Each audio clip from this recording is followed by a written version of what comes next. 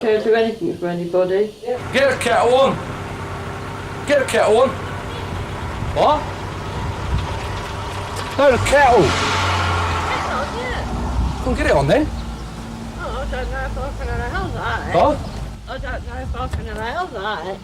Ah, just do it. Stop arguing. I would say Stefan controls Stefan. Yeah, or Cheryl controls Stefan in a lot of ways.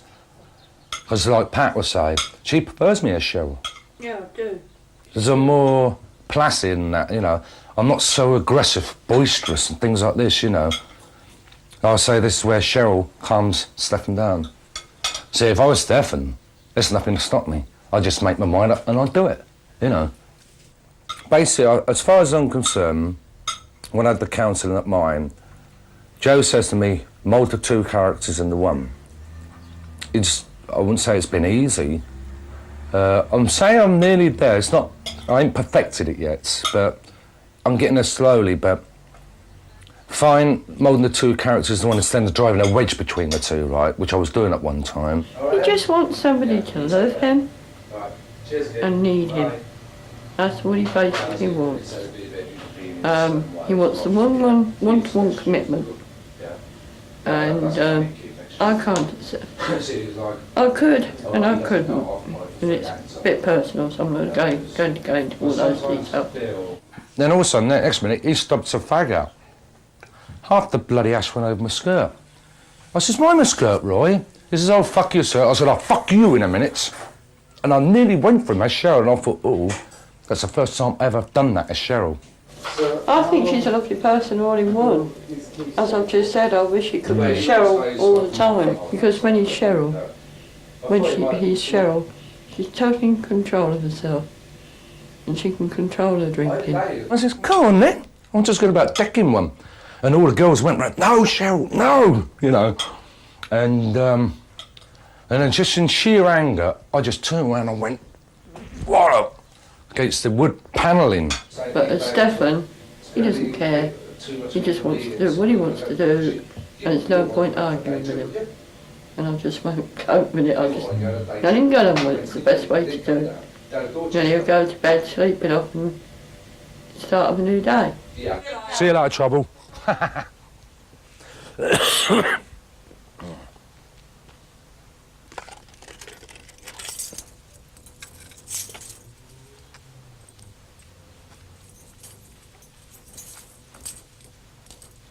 For Cheryl, the main sport she's come up with is ten-pin bowling. I think it might sound funny, because I'm laughing about it, that I think Cheryl's nicked it off Stefan.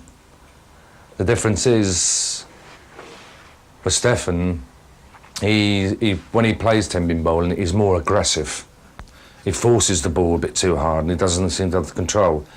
Whereas Cheryl, she's more calm and collective about it, you know. Right, I'm going ten-pin bowling, like whereas Stefan used to play ten-pin bowling, just over the last year, Cheryl plays now, which has taken more of Stefan's place. One thing I love about Rock and Bowl is that, all the staff there I've got on very well with. They've accepted me as Cheryl. The management I seem to get on fine with, never had no problems, never been given any grief or hassle, which I'm quite surprised in certain aspects because that, considering it's more of a straight heterosexual society, I would have thought I might have got a lot of trouble or something, but I've had none whatsoever. All right, I might have got one or two looks from general public, but which has never bothered me. And one or two players were a bit reserved or kind of withdrew from me, but now there's no problem whatsoever.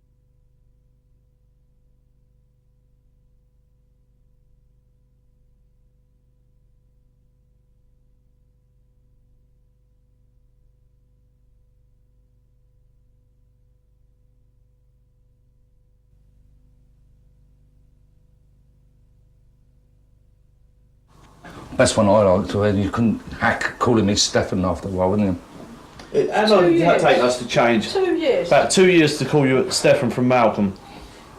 And even our daughter Naz, Sammy, she still calls you Malcolm. So's Denise. And how long have you been changed?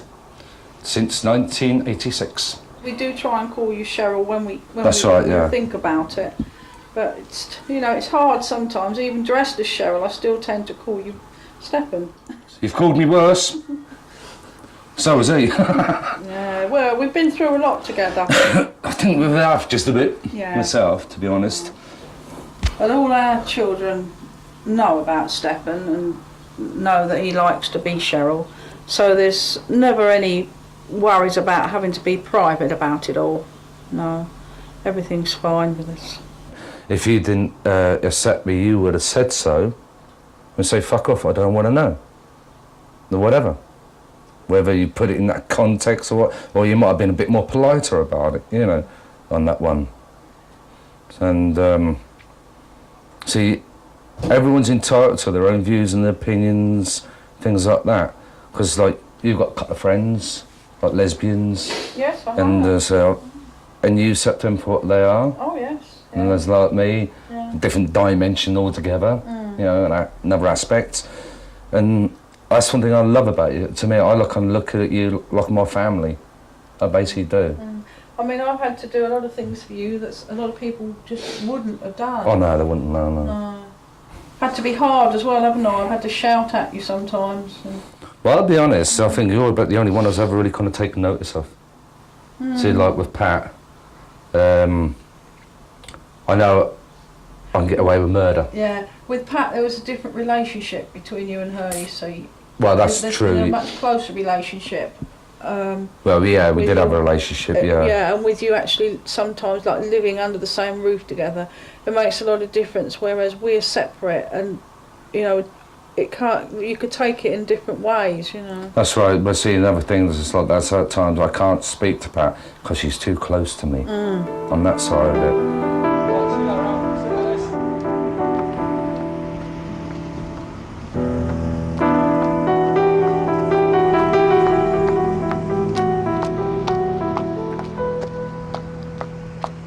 I've always been bisexual. I've had gay relationships when I was 20 years old, you know, and I can seem to swing both ways, I can. But I think Angie's experience, 4 years, I think it's really frightened me off now. It's basically, I would say those barriers have come down and those barriers won't go up again. I think I'm too frightened basically to get involved. I think I've been hurt too much, you know, and then boy, God, it hurts.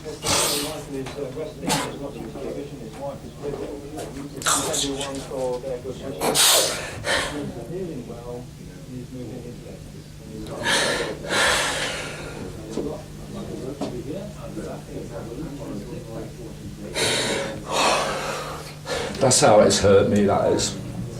And I still love that bloody woman, I do. 3.5 years ago, we split up, and I've never forgotten the date. Saturday, November 26, 1995. That's how she's crucified me, you know. What do you think caused the split up? Sorry? What do you think caused the split up? What caused the bust up? I don't know really myself, to be honest. I'm still, say, trying to find the answer still. See, times I wanted to talk to Angie. Why did we bust up? But I think it's just best to leave it, you know, because it's dragging the old wounds up and things like that. I'll say it's basically mentally scarred me as, you know, on that side of it. Because from day one, she knew I was a transvestite. But she had said to me what I was. But when we split up, she turned around and said she never accepted me the way I was. Whether it's living a lie or taking the piss, I don't know.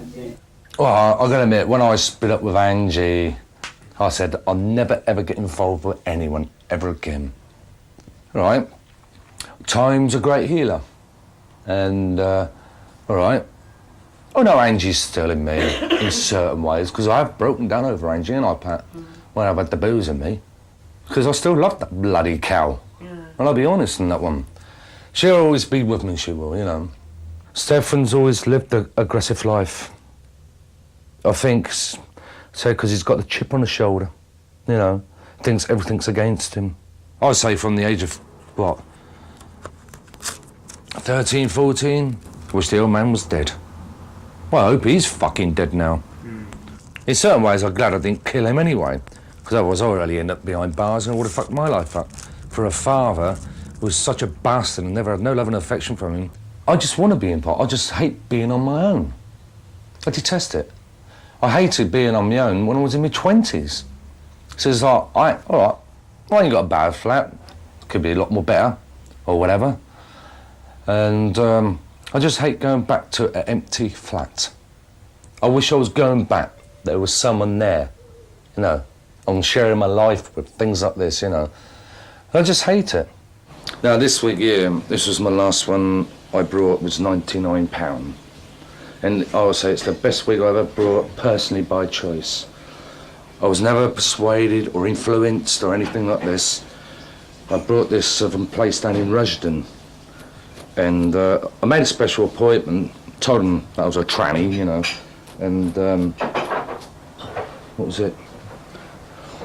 And I made an appointment. I was in there for about 2.5 hours, if I remember rightly. I must have tried on about 30, 40 wigs, I think it was. There was one I did like, but I think it was slightly OTT. It was basically no fringe, but it came down to here, and it was blonde, brown and blonde, two-tone, really wavy, and it came right down to here. I attempted to go for it, but I thought no, because I used to wear blonde most of the time, and I decided to, go back to my own colour. I thought it suited me better, it did, you know. I think it's the best choice I've ever made, this one was. Right, have a laugh here, crack the mirror. See, this one's a perfect fit. I think this is one of the main reasons why I got it mainly, because it is a perfect fit. It's not too tight or anything. See, if any of my hair did fall out, it wouldn't show through. See, if it was a blonde one, it's going to stand up like a mile on this side of it. See, I know this is where I do have a bit of trouble, because my own hair's getting a bit longer and the wig can tend to slip a little bit.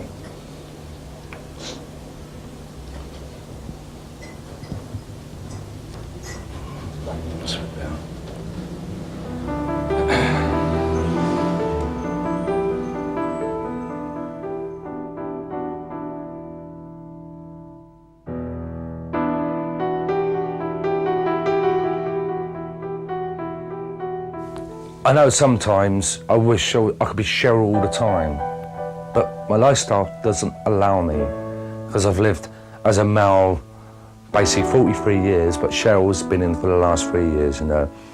And it's like weighing the pros and cons up. Like this weekend just gone, for once I went out to Stefan and I enjoyed myself. So then I think, well, I got the best of both worlds on that side of it, you know. And if it works like that, fine. As I say, I never want to start arguing between Stefan and Cheryl. Because then, if I do, then I've got serious problems. I'm going to have to sort it out once and for all. I love the countryside. I love the peace, tranquility. All Cheryl wants is a peaceful life. I don't get no grief or hassle. Because as far as I'm concerned, I'm living my life, which I think is natural. I'm not harming no one. I just want to get on with it.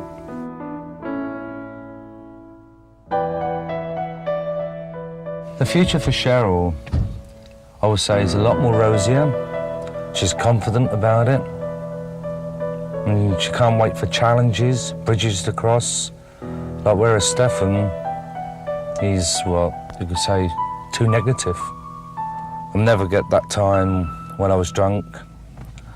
I put the carving knife to my penis and I was going to chop it off. Wasn't necessarily I would be killing Stefan off, most of all I'd be killing Cheryl off. One main ambition for Stefan is really is to try and conquer his drink problem. Because I feel at times it's hindering Cheryl. Most of all, probably this is why I'm having the problems with Cheryl, like to get on the NHS system, because as far as they are concerned, is that they won't entertain me on the gender reassignment because of my drink problem, as Stefan, and suicidal, as far as they're concerned, until I'm stable in my own mind. If Stefan can get a grip on his drinking, I would say will solve a hell of a lot of problems. The one thing with Cheryl is that when she is drinking, she's in more control of herself. It's like she keeps her wits about her and all that, like whereas Stefan, that's thrown out the window. I would love to spend more time with Cheryl, which I would say would keep Stefan in more control, and it would stop him going on these mad, stupid binges or getting suicidal thoughts or whatever. As all my friends set me more as Cheryl, I want to be Cheryl more than anything else now. When people basically say, how can you be Stefan 1 minute